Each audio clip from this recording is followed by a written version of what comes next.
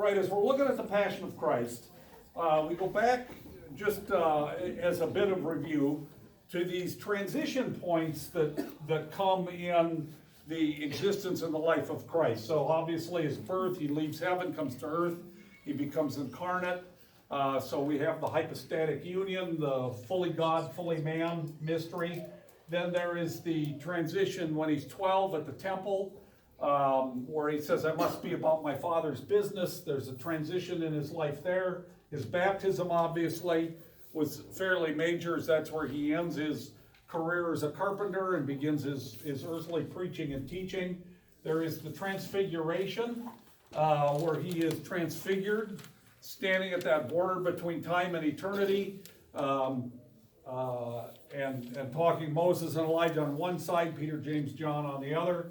Then we have his passion, his death, burial, and resurrection, and the things that he went through that were involved there, and some of the mysteries there. And then, of course, his eventual return will be another transition that comes. So we were talking, and I'm trying to give a picture of the passion of Christ, that last week of his life, all that was in it, but especially like those last 24, 36 hours. And so we can list down, even at the point, last week we went through his trials a little bit, but the physical and the emotional suffering. So you remember he has that time in the garden as he's praying, and this is the time that I believe that he is once again tempted, and he struggles with is he going to be obedient to the Father all the way through? And for an hour he struggles with this, and the struggle and the intensity is so bad that he sweats blood, indicating the level of stress that he is under. He prays for himself, he prays for us, he prays for his disciples, but he struggles with this, and it takes 3 times for him until he comes to that resolution of, not my will, but thy will be done. And that seems to be this really important moment, because as he does that the 3rd time, he goes out and the soldiers and Judas appear, his arrest, all of those events take place. But from that point on, Jesus becomes passive, is the only word that I can think of, is that he does nothing to defend himself. He does nothing to mitigate any of the circumstances that he is about to undergo. He does nothing to minimize it. He does nothing to get out of it. So then he suffers through the betrayal by a friend, the abandonment by all the rest of his friends that claimed just, moments before they were going to be loyal to him even unto the death. There is the humiliation of an arrest and being bound and being led away. There are the illegal trials that he goes through, both Jewish and Roman, and all of the things that are involved in false accusations, malicious slander, illegal procedures that were carried out against him. He gets brought to Pilate for the Roman trial. Pilate realizes this is a put-up job, does everything he can to get out of it, sends Jesus off to Herod. Herod mocks him. He stands no response to Herod. Soldiers then bring him back to Pilate. In the midst of all of these things, he is mocked, he is ridiculed, he is spit on, he is slapped around. He has a crown of thorns put on his head. In sarcastic mockery, they dress him in purple, which is the sign of a king. He goes back to Pilate.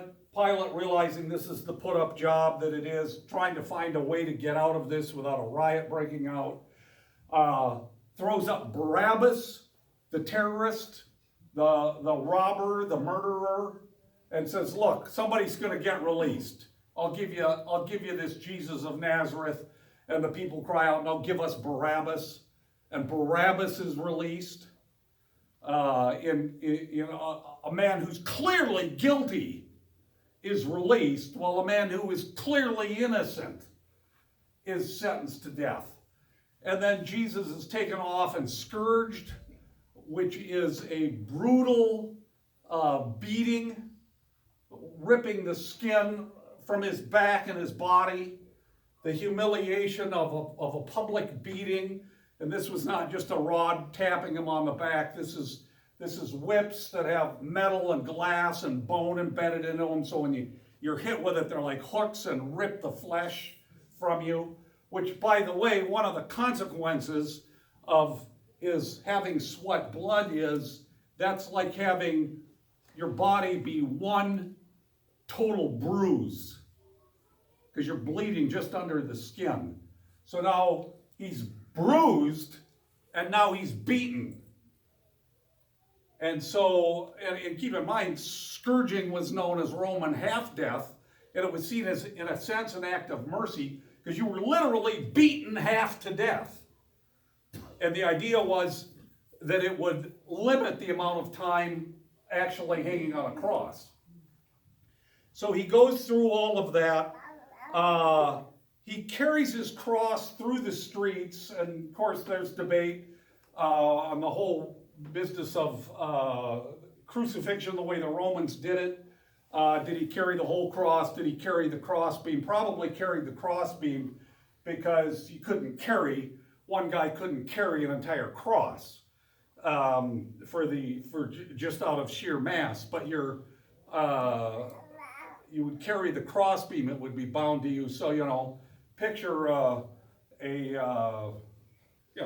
don't know what the dimension would have been, a 4x6, a 6x8, something like that, which is a hefty piece of wood to start with.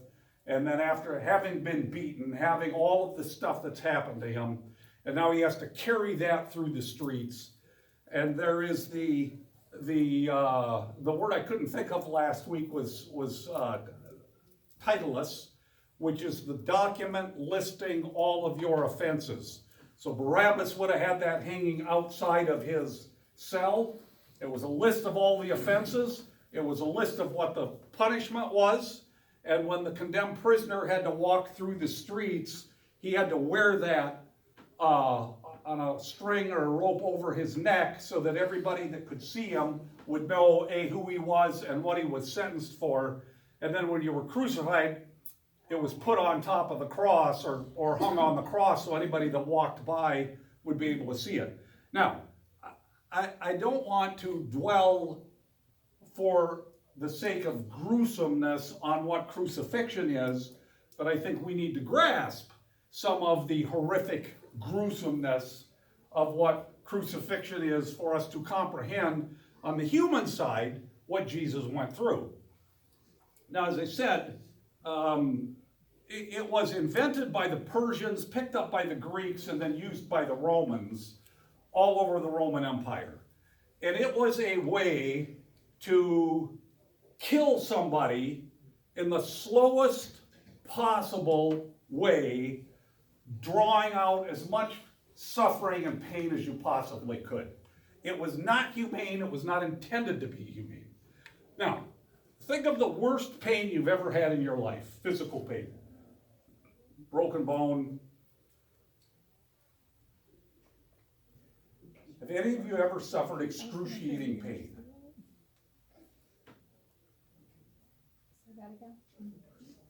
Yeah, okay, I knew that was coming. Childbirth. Childbirth was excruciating. Personal opinion here. Huh? So what's the most excruciating pain you've ever... Kidney stones was one. That was worse than childbirth? I think so. Do you? Wow. I did. Because childbirth will be over soon. And you get something. Then you can keep. Keep it for a while. Hey, look what I got. So what's the biggest bone in your body that anybody's broken here? I found this out because our grandson broke his leg last week. By the way, a whole weekend I didn't pass out, but I didn't try to be nice to anybody either. So. Femur. Anybody ever broken their femur? That's That's the tibia and fibia, right? Fibula. tibia and fibula. You broke that, Danny? Yeah, I did too. On mine, I got a steel rod in mine. The word excruciating comes from crucifixion. It's the same root word. That's where we get it when we talk about something being excruciating. I would suggest, not to minimize anybody's pain and suffering in this room, including my own, none of us have ever suffered truly excruciating pain. So, this was a horrific way to die. It was intended to be horrific. It was intended to be humiliating. And so, the prisoners would be stripped naked. Now, all the pictures that you see, of course, people on the cross are all usually wearing a loincloth or something for modesty. But that is not how it was done in the ancient world. You were stripped naked, carrying your cross through the streets with people mocking, yelling, throwing stones, throwing excrement, doing everything they could to abuse you, out to a place that was intentionally public, to then be nailed and hung naked up for everybody to see with your list of supposed or actual crimes listed there. Now, the Romans did this for a reason, because it was intended to be a deterrent. It was to be so awful, so ugly, so brutal, and carried out in a public place, because it gave a message to the population that said, you get on a line, you're next. So that's what it is. Now the interesting thing is, as far as artistic depictions of a crucifixion go, so we've all seen pictures, Jesus on the cross, or pictures. We do not have an actual historical pictorial depiction of a crucifixion that is that comes any time from when crucifixion was actually done. The oldest pictorial representation of a crucifixion that we have comes 100 years after crucifixion itself ceased. In fact, it was so ugly, it was so horrific, it was so unspeakable that nobody in the ancient world would have thought of drawing a picture of it, painting a picture of it. It was that awful. And it was common in the Roman Empire. There were certain, now a Roman citizen could not be crucified, but anybody else was fair game. Slaves, especially slaves that were in revolt, or slaves that did anything to damage their master, they could be crucified. Those on the fringes of the empire, crucifixion was done in order for Rome to help keep control. In fact, it was in the late 80s, I think, early 90s, they discovered the grave of a crucifixion victim in Britain. So this was a practice not just in Palestine, this was done all over the Roman Empire, everywhere. And there were cases where after a revolt, literally thousands of people would be crucified. And you could not go on a road. You couldn't go anywhere moving around without coming across crosses with people crucified on them. It was awful. And then once the person died, generally speaking, unless you got special permission, it was against the law to take the body down. The body was left on the cross to rot. It was ugly. It was unspeakably ugly. So Jesus carries his cross through the streets of Jerusalem. He is condemned. He's handed over to the Jews. Pilate gives them a squad of soldiers, and there were squads within the Roman army who this was their occupation. This is what they did. This is all they did. They were specialized in it. And they knew what their job was, and they did it. And so these Roman soldiers with the crowds, the mobs, Jesus is walking the street through Jerusalem, known as anybody know the Latin phrase other than Shelley? The Via Dolorosa, the road of suffering. And he's carrying it. He is so weakened by this time physically that he keeps falling. He can't carry the cross. Now imagine this. You've got a beam tied to your arms tied out like this, and you're walking barefoot and naked through the streets, and you fall. Yeah. You can't stop, you can't break your fall, you can't do anything.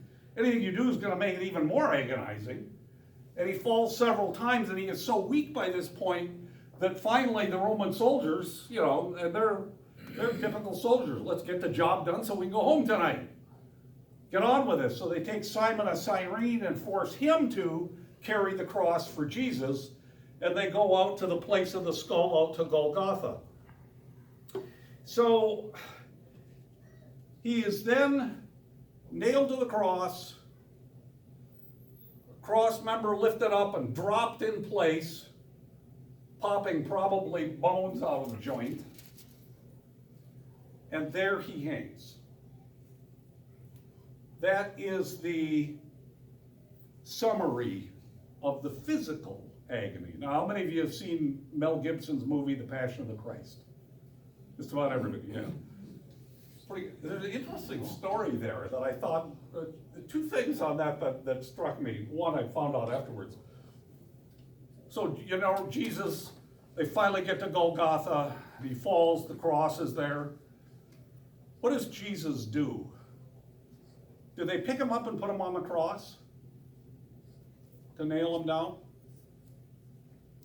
No, he crawls up and stretches his arms out. I thought that was just no, that's artistry, I don't know. But here's the other interesting thing, okay? If you can remember that scene where it's a close-up and an outstretched arm and the nail, and there's a fist holding the nail, and then bang, you hear the hammer hit. The blood spurts. People were complaining that Mel Gibson just made a gruesome, I thought, no, it was gruesome, but it was also historically accurate. So that's a prosthetic arm. That's nobody's arm, obviously, in the movie. And they're doing this, but they got this close-up. Nobody on the crew, none of the actors, nobody wanted to hold the nail. Nobody would do that. So that's Mel Gibson's hand. He's the director. Nobody would hold the nail so that it could be hit. I just thought, now that was an interesting little thing in the whole production of that movie for what it was worth. So there's Christ then lifted up, and he's on the cross, and he hangs there. That is the physical, emotional, and social agony that goes on through the crucifixion. No friends in sight. John eventually shows up. And then as he is hanging there in all of that excruciating pain, literally, people are mocking him, making fun of him, ridiculing him, and he takes it. The other thing of interest is there was one other little tiny act of mercy that the Roman executioners would use. And that was they took a sour wine, mixed it with gall, which would have had a numbing effect. And they would give that to the prisoner to drink to try to anesthetize the pain a little bit. It was a small act of mercy. So they offer that to Jesus, and he tastes it and spits it out. The one thing that he could have done easily is have drunk the wine with the gall in it to minimize the pain. And he doesn't do that. It's like he is going to experience the utter magnitude of what is going on.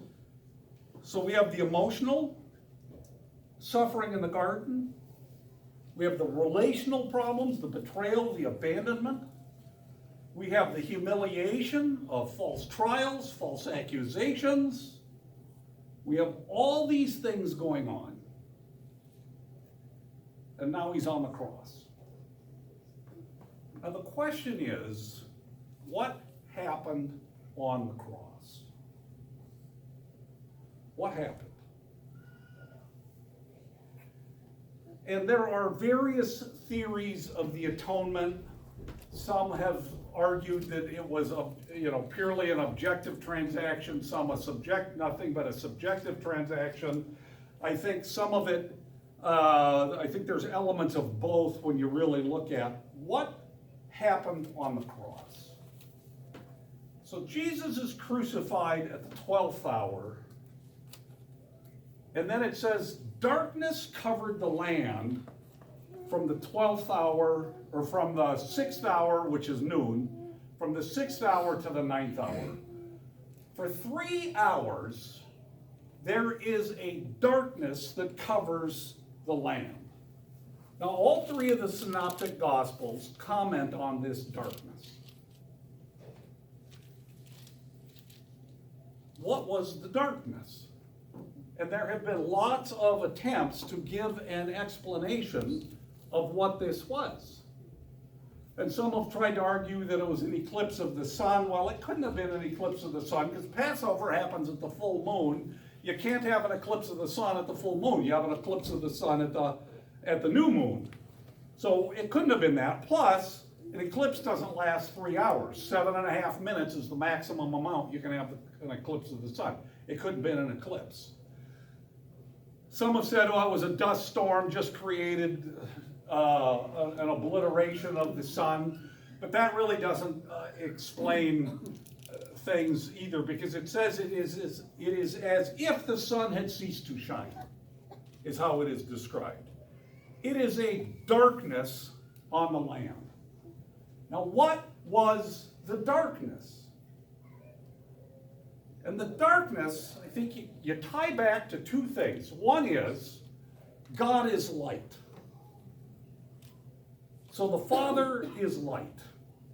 At the moment of the transfiguration, as Jesus is standing at the transition point between time and eternity, what does he do? He glows. He glows.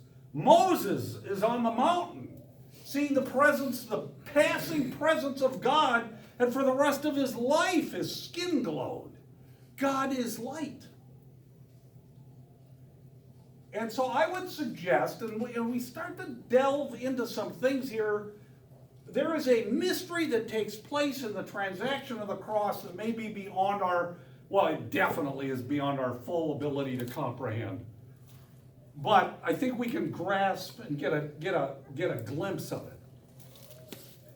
And the fact is, it is on the cross during those 3 hours that God the Father turns his back on God the Son. There is a rendering in the Godhead itself that is incomprehensible. But think about it this way. For all eternity past, the Godhead, the triune Godhead, has existed in perfect love, perfect community, perfect harmony, perfect peace. It is the, superlative relationship. from all eternity past. And there are two times when something happens within the Godhead itself. One is at the incarnation, because the Son had to leave heaven, putting it in spatial human terms, and come to earth. Something happened at the incarnation that altered the fundamental structure of the Godhead itself. Now, Jesus didn't cease to be God, he's still God. But now he's not there in the same way that he had been prior to the incarnation. Something happens there. So that transition takes place. But then on the cross, there is a second transition that takes place. When God the Father turns his back on God the Son, and Jesus is forsaken or abandoned by the Father. Now, to Psalm 22. David, and of course Jesus quotes Psalm 22 from the cross. You know, it says, "Why have you forsaken me? My God, why have you forsaken me?" That is an important moment in the whole transition on the cross. Why have you forsaken me? Did God the Father truly forsake the Son? And I would say yes. Did he do it permanently and eternally? No. But for the moment he did it. There was a division of some sort in the Godhead. As the wrath of God was poured out on the Son of God for all of the punishment that the justice of God demanded.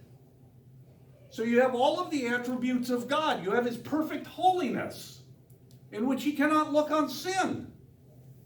You have his justice. You have his righteousness. You have his anger. You have his wrath. You have all of these attributes of God displayed at various times throughout the scriptures. Certainly there is the love of God. Certainly there is the grace of God. But the justice of God needs to be satisfied because of sin. Somebody has to pay the price. And the only way that the price, an infinite offense, can be paid for is by an infinite, innocent person willingly paying the price. So something happens within the Godhead. The wrath of God pours out on the Son of God everything that the justice of God demands for our sins.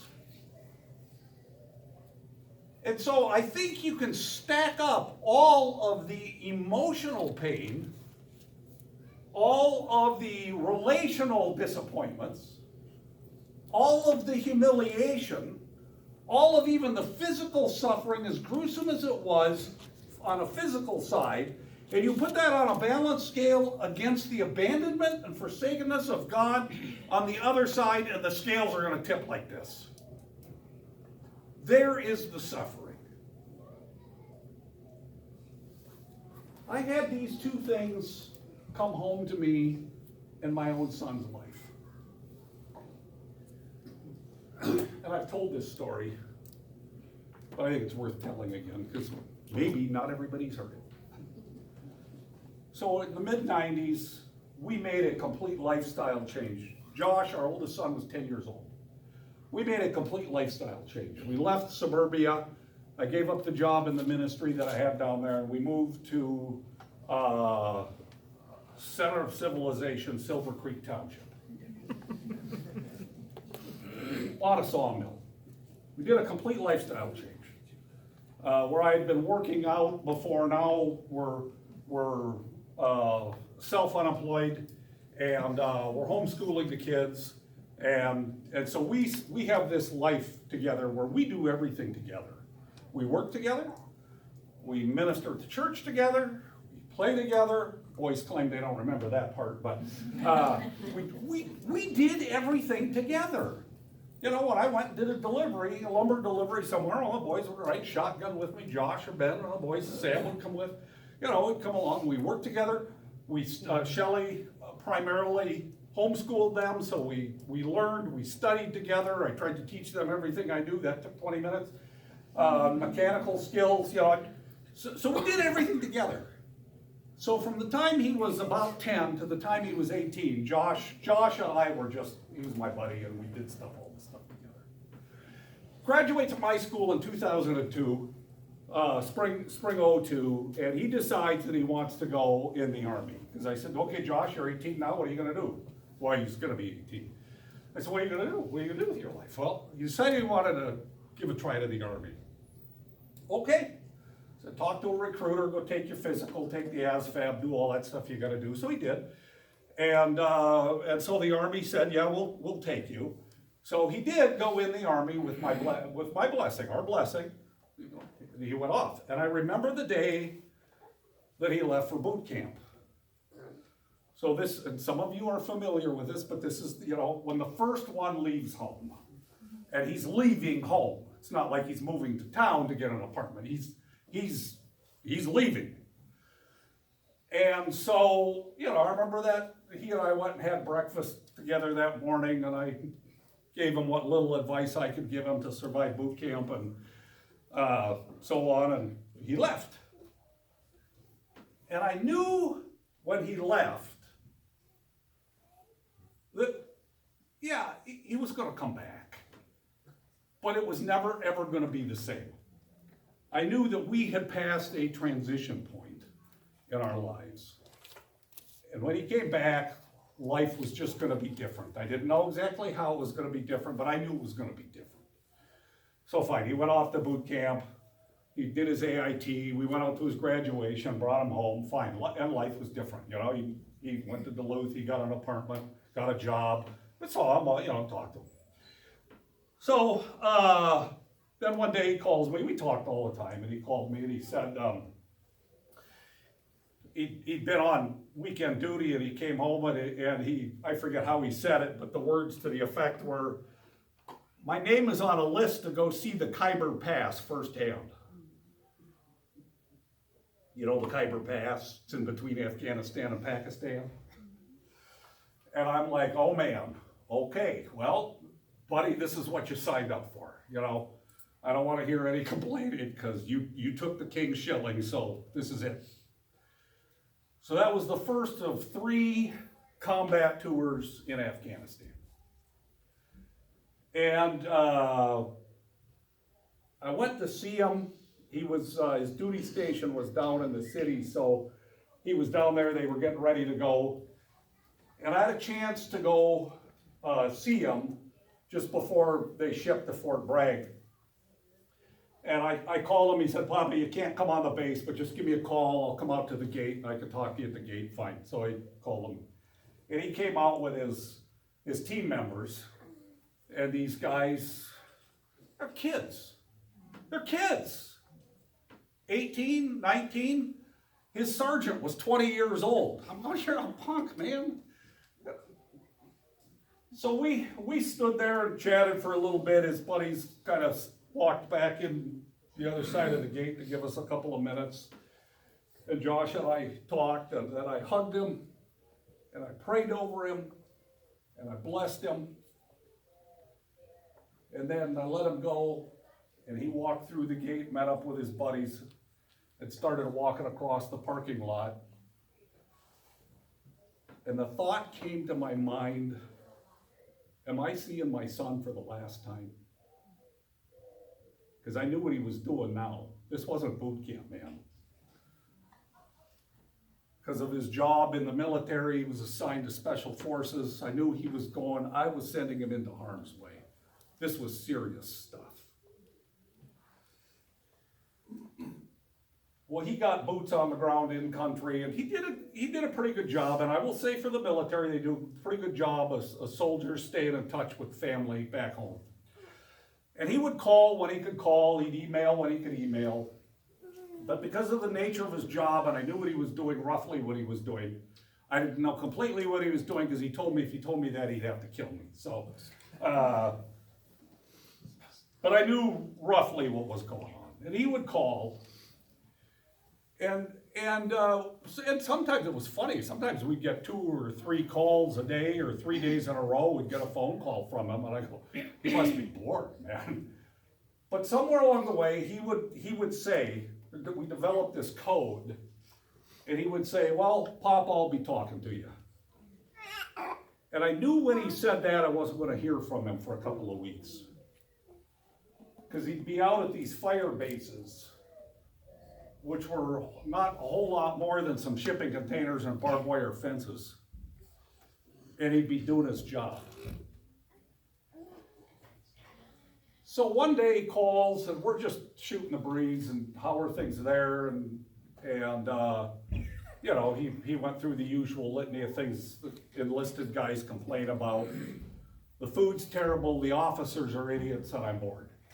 And I knew if he was complaining about that, things were okay. No, because that's just what they complain about. So anyway, one day he makes a comment, he goes, well, I got nominated for a Bronze Star. He said, what did you do to deserve that? And he said, nothing, it's an attendance award they just give you for showing up. And I'm like, no, come on. He wouldn't tell me, but he did. So he finally got back from that tour, and then his battalion had a banquet and ceremony where guys got their medals and were recognized, and so I went to that. So I was talking to one of his officers, a couple of his officers, I was talking to his teammates, I go, okay, what do you do to get the Bronze Star? I snagged the paperwork that he got so I could read it.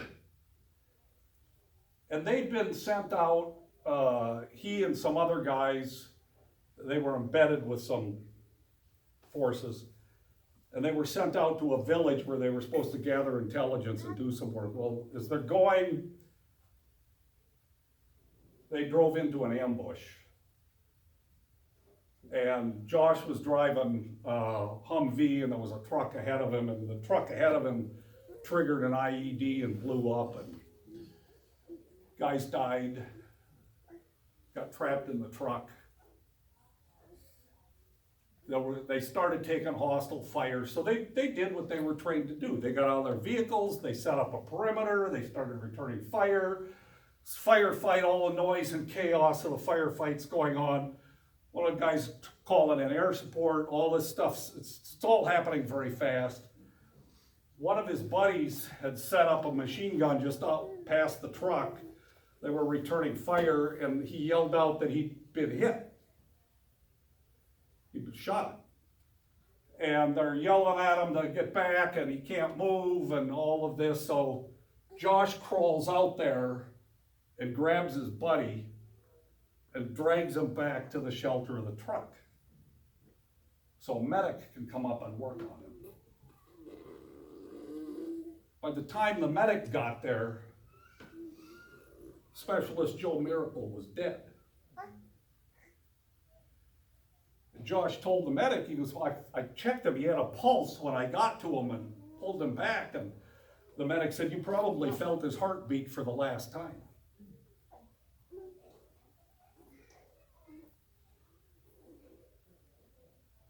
I cannot imagine the agony of some parents in Texas when the car with government plates and guys in officers' uniforms showed up in their yard and knocked on their door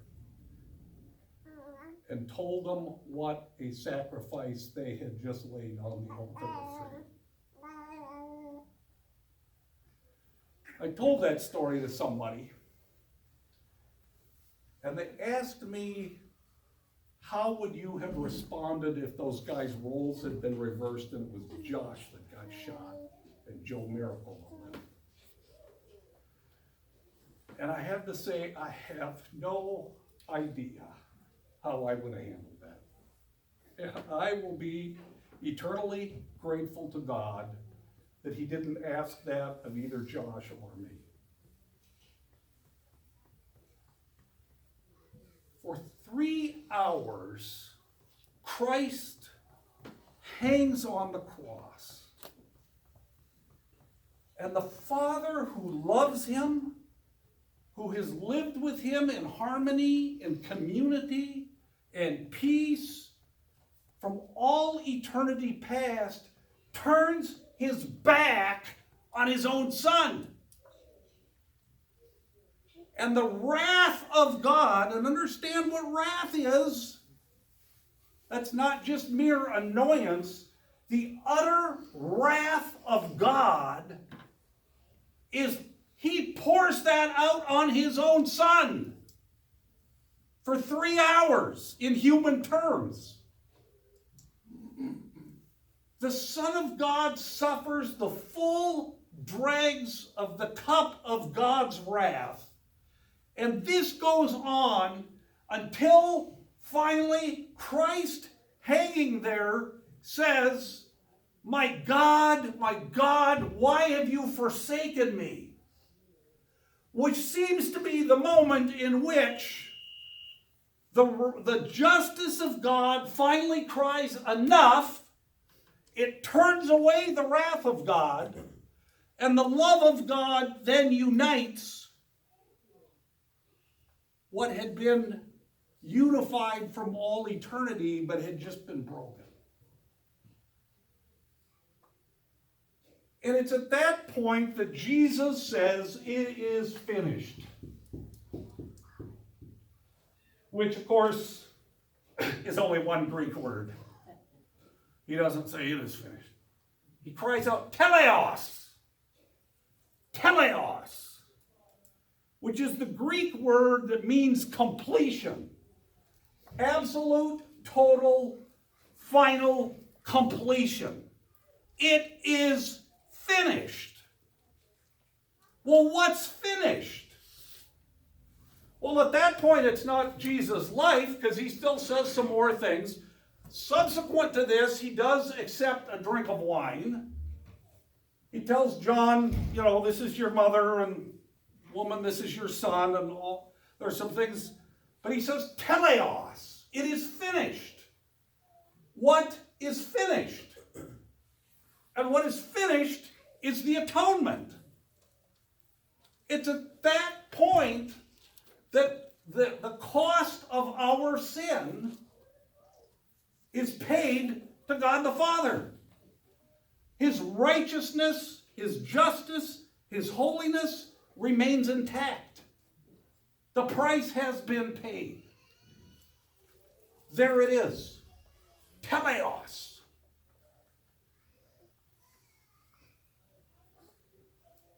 In the process of physical crucifixion, the hanging on the cross, death, it is argued by some, and I'm not a medical expert, so I don't know. I haven't talked to a doctor about this. Shane's not here to ask, so. Death usually came from asphyxiation. If you are stretched out in this direction and hung so that the weight of your body is hanging from your forearms, you will begin to sag. And as you sag, just out of exhaustion, you will be able to inhale, but you won't be able to exhale. Ever have that sensation of going underwater a little too deep? And you're just going for the surface because it's burning within you? So Christ is hanging on the cross. The only way that a crucified person could get a little bit of relief is to stand on the nail through their feet. And so typically, I know most of the pictures show Jesus is 1 foot over the other with a nail through it. But in reality, some of the stuff that we have found historically, archaeologically, is apparently the feet were nailed through the heels on the sides of the stem of the cross, with the knees bent, because that would allow the prisoner to stand up on the nail through his feet in order to be able to exhale, in order to get a breath. Think about that. With your back beaten bloody, hanging there. Every breath becomes torturous. And if you didn't die of asphyxiation, the other thing that you would have, because all the blood would eventually settle into your lower legs, your heart would enlarge. there's a medical name for that, I'm not a medical person, but your heart would enlarge, the bag around your heart with fluid in it would enlarge. And so sometimes you'd die of heart failure. Crucifixion a lot of times the death took 3 or 4 days. People would hang there in the elements for 3 or 4 days. It's somewhat indicative, presuming Jesus was in pretty good physical health at the beginning of all of this, which I think is a fair presumption. He lasts hours on the cross. Now, soldiers being soldiers in whatever army you want to mention through history or time, they want to do their job and go home at the end of the day if they can. So the law required soldiers to be on the site until the person they were crucifying or the people they were crucifying actually died. Well, after you've done this 500 times, your 501st is no big deal apparently. And they don't want to hang around. So some of the things that they would do in order to enhance or speed up the death would be to break the legs of the crucified person. So they are hanging on the cross while you're standing up on the nail. Well, if you can't stand up anymore because your legs are now broken, well, then the death is going to come fairly fast. The other thing they would do would be to take a sword and jab it up through the side or through the chest in order to pierce the heart. So the Roman soldier, of course, pierces Jesus' side and blood and water flowed out, indicating that his heart was quite enlarged by that point through all of the suffering. So they go and they break the legs of the 2 prisoners with Jesus in order to get this thing done, get them to die because the next day's, for the Jews, a holy day. And it is Joseph of Arimathea that goes and begs from Pilate the body of Jesus, because normally they wouldn't take the bodies down. They just leave them there. But he has to go get special permission. Can I have the body of Jesus? He goes, the guy's dead already? He's surprised. Pilate's surprised at it. And so he gives the body to Joseph of Arimathea, who takes the body down, and because of the lateness of the day, quickly buries it in a tomb. We understand the magnitude of the suffering of the passion of Christ. We have to grasp the physical, emotional, social elements of it. But we also need to get a grasp of the magnitude of the spiritual dimension of it. And next week, hopefully, we'll be able to then pick up on did Jesus actually go to hell? What happens when he finally says, or he finally, as the scripture says, gives up the spirit, willingly lays down his life to death? That's what happens. Okay, well, let's close in prayer. Father, thank you. We praise you for the unimaginable love that was demonstrated to us in the cross. Jesus, we praise you for the suffering you endured on our behalf. Lord, may we consider you, Lord Jesus, the author and finisher of our faith, and run with patience the race that you have put before us, looking only to you. We praise you, Lord, for your sacrifice. We praise you for this day, for the worship service that's ahead. Just ask that it would work to your honor and glory. I pray in Jesus' name. Amen.